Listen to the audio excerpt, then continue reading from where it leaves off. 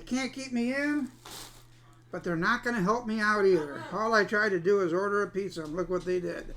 So it looks like today we're going to be making our own. So I think it's just time we get right into it and we get started.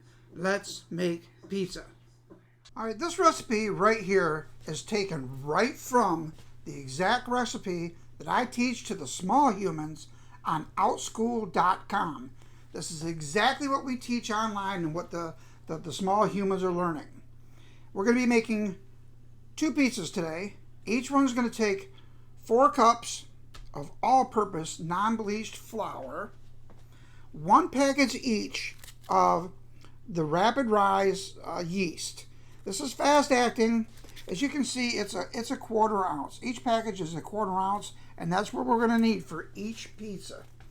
We're going to need 1 teaspoon of table salt. That's the small of the spoons. We're going to need 1.5 teaspoons of sugar. We're going to need 1 1/4 cups of water at 110 degrees to activate the yeast.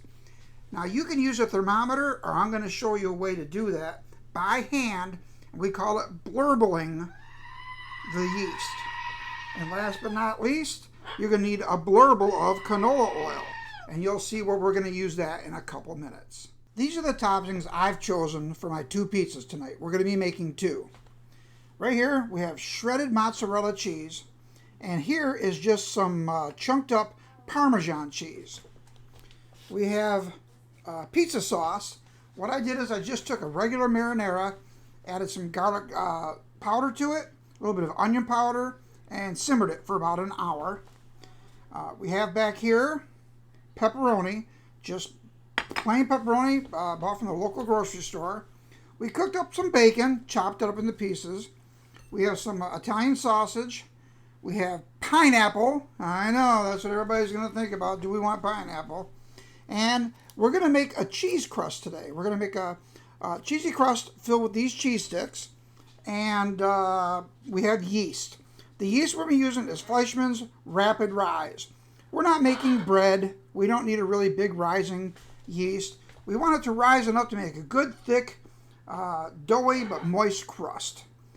And that's what we're going to use for toppings. You can use anything you want. You can add onions, tomatoes, peppers, green peppers. If I had bologna, I would put bologna in it today just because a very dear friend of mine loves it. He's kind of special to me, and he loves bologna on everything. But that's what we're going to use today. It's all up to you. In the past, I've told you that after cooking bacon, if you save the grease and put it somewhere in a sealed container, you can use it later for popcorn. You can make popcorn with it and make bacon popcorn. But eventually you'll have more than you need, so how do you dispose of the rest? You don't pour it down the drain. That is not where your bacon grease goes. However, you can take a piece of tin foil like this, put it into your drain, make a little cup, and then you can pour your grease right into it. Just like that. And then you just let it sit. It's going to cool, it's going to thicken, and you can throw it away. What I tell my small humans is this. Your body temperature is 98.7 degrees Fahrenheit. That's almost 110, but there is quite a difference between the two. So if you can take your hand, if you don't have a thermometer, and you don't want to spend all day adjusting the temperatures up and down, when you go like this and say, wow, that's pretty warm. Not, wow, that's hot, or wow, that's cold, it's not really warm. If you put your hand in it and you want to pull it back and say, wow, that's pretty warm, that's probably 110 degrees. And what we're going to do is get 1 1/4 cups of water and put it into one bowl. Then another 1 1/4 cups of water. Put it in another bowl. And we're going to add our yeast. Remember, each packet of yeast is already set at 1/4 ounce. We're going to cut the top off. We're going to pour in our yeast. Cut the top off. Pour in our yeast. And we're going to let it sit. This is going to take just a few minutes. And what we're going to start watching for is the yeast is going to start to foam on the top just a little bit. It's called blooming. And it'll start to gather into a circle in the center, or you'll see it dropping to the bottom. Either way, in about 2 minutes you'll see, and that's when we're going to start adding our flour. When we're making the dough, this is kind of the baking is science part, where we want to be as close as we possibly can to accurate measuring. We do a lot of blurbling, which means what we think it should be. And there's a lot of times you can just blurble an item. But we want to make a good dough, a consistent dough that rises nicely. So we're going to try to make sure we do this as a science. We're going to be as close as possible to exact measurements. All right, as you can probably see, it's starting to separate on this one. It's really separating on this and falling to the bottom. So we're just going to move one out of our way for right now and work on one bowl at a time. Now we need 1 teaspoon of salt in each. So I'm going to put that in there. And I'm putting it in the other bowl now off camera, but we're doing the same thing. And we're going to need 1.5 teaspoons of sugar. So 1.5 teaspoons. And again, same thing off camera to the other bowl. You can see that the yeast will chase it to the bottom. Once we've got that in, and we can see it starting to foam a bit, we're going to stir it easily till it's mixed. You don't want to go crazy on your stirring, just nicely. And then we're going to add 4 cups of our flour. And we're going to fold it in. So let's measure it off in this first. 4 cups. And remember what I said. We're trying to be exact as possible. And that's just about exactly right on. And here's what we're going to do. Get it mixed. And we're going to be stirring it in at the same rate we're pouring it. You don't want to get ahead of it. You don't want to get behind it. You don't want to be stirring unnecessarily, but you don't want flour to be building up on you. Unfortunately, like an earthquake, it'll fall out sometimes on you. That's okay. You can help it along a little bit, but you can see it'll start to thicken up on you, and this is what we want. Scrape all around the outsides. Make sure you get the bottom into it. It's becoming like Play-Doh now. So we're going to help it out and slide a little more flour in.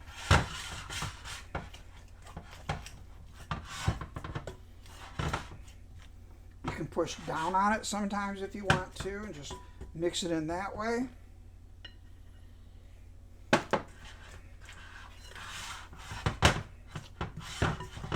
It's going to start to separate on you, big clumps. It's not going to be really one unified ball yet. We're almost there. Now you can see we still have a little bit left in the measuring cup. We're going to save that because we might need it, we might not. A lot of it depends on the temperature of the water. When you started, the temperature of the water, once you start adding flour, and how well your flour mixes with it. So, we're going to work at it until we can get all of that flour into the dough. It's going to not want to. You feel like you're making no progress, and then suddenly you realize you are making progress.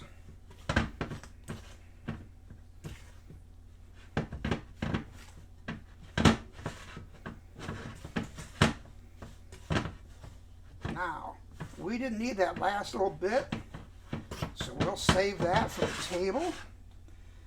You look how it's just falling off the fork like that. That's good. It's not really sticking to your hand yet. But here's what we want. We're going to turn our oven now to 500 degrees and let it start warming up so our dough can rise. This is where our blurble of oil comes in, and it's always fun. Pour it on your hand. Get it all over your hands like this, and then form a ball. This does 2 things. Keeps the dough from sticking to your hand and helps you easily cover the dough with oil. Notice I'm not pouring it right onto the ball. I'm pouring it onto my hands. Now you're going to look for any big caverns that are opening. Form it, squeeze it, form it. Don't go too crazy. You can close the bottom up like that. And there you have it. That's a pretty good looking ball of dough right there. What we're going to do is the same thing with the other bowl. And then we're going to take our bowls, cover them with a towel, any hand towel, put them on top of our oven on the stove part, and let the heat from the oven rise up for 10 to 12 minutes and help our dough rise. And here we have both bowls sitting on the oven. Turn this up so you can see. 500 degrees.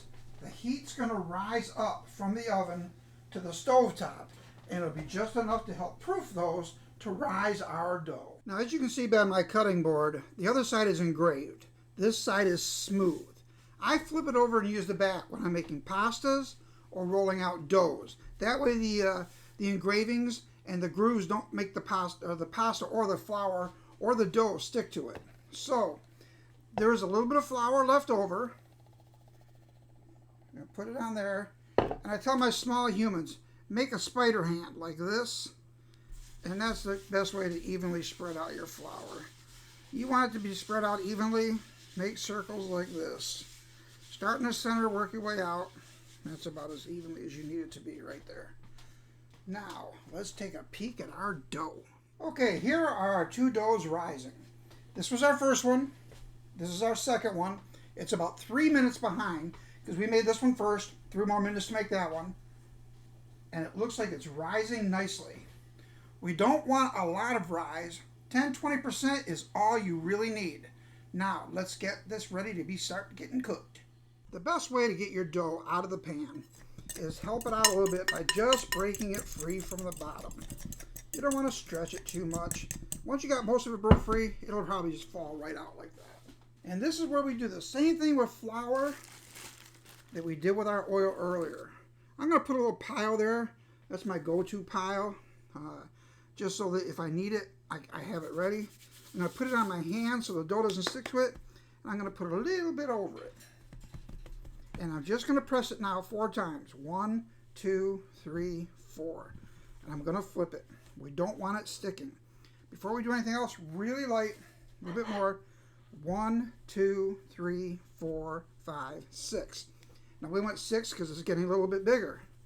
Flip it again. You can feel it's a nice, thick, fluffy dough. This is the last time we're going to have to flour it unless it starts to stick. And we're going to go 1, 2, 3, 4, 5, 6, 7, 8. Now our dough is looking good. We could start to roll it, or we could work it from the center out. And that's what I prefer to do.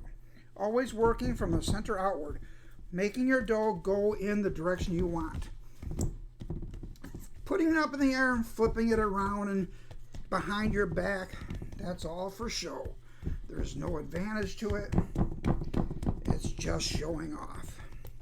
And if you want to do it, fine, do it. It's just a skill you have to learn how to do. Now look how nice that dough looks. Oh, that's a beautiful looking dough. Now that would be a good sized dough for a regular pizza, but here's what we're going to do. We're going to steal a little bit more for the outside edge because we're going to make this a cheesy crust. Now as you're doing this, it will push flour off the cutting board. It's okay. You can clean it. We need extra dough to be able to roll up our cheese into. And oh my gosh, this is such a perfect dough.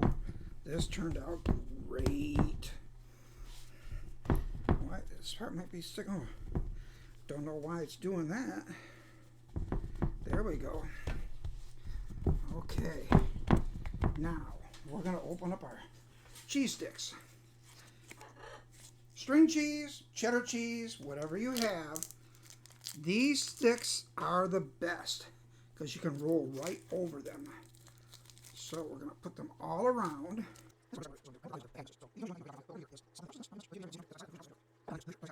Now, as you start to roll it, pull it a little bit so you don't lose diameter of the pizza. Pull it out, roll it over. Pull it out, roll it over.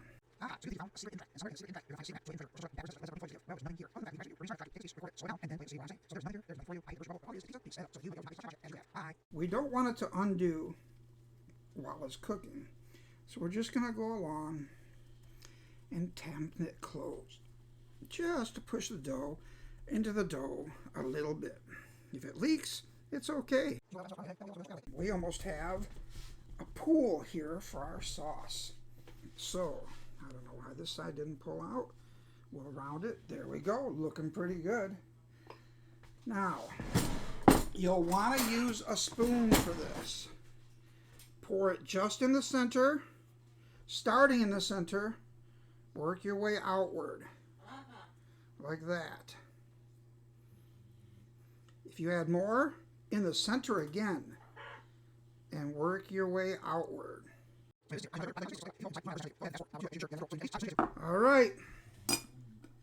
Now, we're going to add a few toppings before our cheese.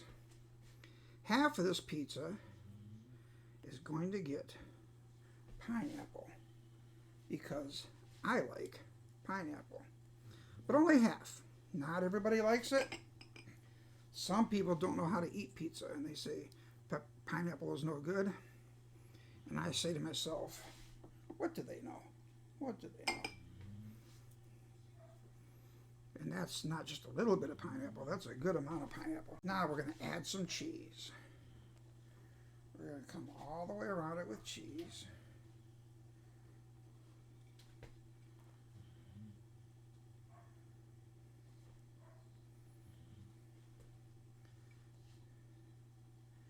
As you cook a pizza, inevitably, all your toppings are going to migrate from the outside to the center. No matter how lovely you get it, no matter how simple you get it, how complicated you get it, everything moves from the outside in. And the other half, we're just going to do pepperoni. Now, we're going to get our bacon. We're going to sprinkle bacon over the top here. The reason we're doing the bacon last is we want that bacon to crisp a little bit more. We don't want it to soak up the sauce and get soggy. We want a little bit of crispy bacon. I would like a little onion on here, but nobody else likes onion, and I don't want to take a chance of getting it in their pizza, so that's fine. And there we have a perfect pizza. And here comes our second pizza. Let's take that off. Let's look at that dough. It's risen up nicely as well. Now, I don't have another round pan, so this one's going on a square dish. It separates nicely, falls right out.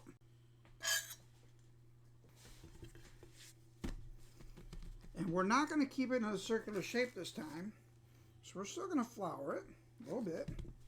1, 2, 3, 4, and flip it. Flour it. Now remember, we're flouring it each time we flip it because we're pushing some of the moisture out. 1, 2, 3, 4, 5, 6. Flip it again. And that's probably going to be the last time we're going to flip it. We don't need to flour this top again because we're not flipping it down. So we're just going to shape it. We're not making this one into a cheese crust. We're going to see how the differences come out. And we're just going to shape this one to the pan. But we are going to work from the center out again. There we go. Now, we're not going to be doing the circular here. We're going to go lengthwise, but we're still going to work from the center out. And there you go. Maybe a little more sauce. There we go. Now, this one we're just going to do cheese and pepperoni. Half of it's just going to be a cheese pizza. Half of it's going to be a pepperoni pizza.